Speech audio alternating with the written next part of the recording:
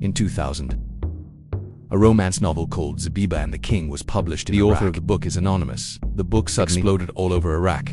Everyone is talking about the author does not appear. However, everyone has their own guess about who actually wrote the novel. In 1990, the Iraqi army leadership entered Kuwait as early as 1991 due to the intervention of American forces in Iraq. He was expelled from Kuwait. This situation causes the collapse of the Iraqi economy, and Saddam's regime receives a heavy blow. Saddam can't stand it and uses the situation for propaganda.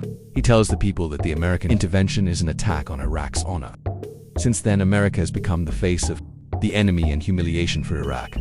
Not long after the novel Zabiba appears, an Arab king decides to help a woman named Zabiba after her husband commits rape. He then utters long political monologues. Still no one can touch the honor of my people. No one must speak against my people.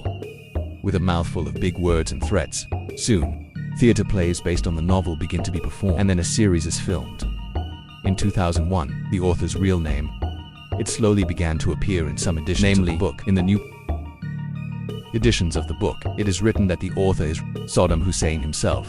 Saddam wrote this novel allegorically as a political propaganda of the Arab king. In the novel, it is Saddam actually himself. Zabiba represents the Iraqi Zabiba's husband symbolizes America, and the rape of Zabiba represents the American intervention in Iraq in 1991. The moment when the king, who until then was far from people, descends among the people and falls with Zabiba symbolizes Saddam's love for the people, or at least that's how he presents it in essence. He says through the novel, I am the king, my innocent foreign powers have harmed him, and I am the only one who can take revenge. At the end of the novel, Zabiba's husband attacks the king with the support of the people, goes to war against, but dies. In other words, Saddam presents himself as a hero who fights with the people against America and dies as a martyr. But the reality will not be like that. On March 20th, 2003, America will enter Iraq. Unlike in the novel, the people will not stand by Saddam. Now he will suffer the fate that often befalls dictators. He will be overthrown and eventually executed.